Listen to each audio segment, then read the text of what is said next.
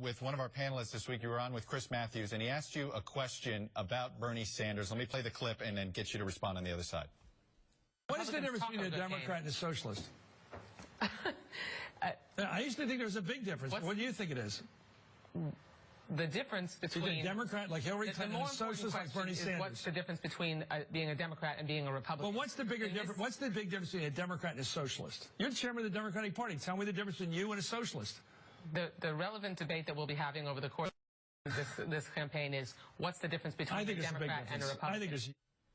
Given that Bernie Sanders is an unabashed socialist, believes in social democratic governments, likes the ones in Europe, what is the difference? Can you explain the difference? You know, Chuck, it's always fun to be interviewed by Chris Matthews, and I know that he enjoys that banter.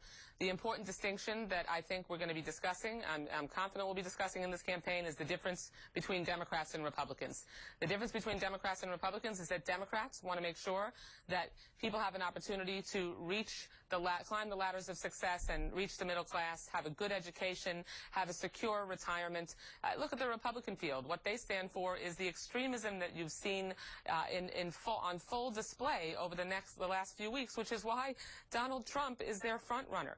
I mean, Donald Trump is essentially a reflection of where the Republican Party is today, limiting a woman's right to make her own health care decisions, shifting to a more privately focused education system, ending Medicare as we know it.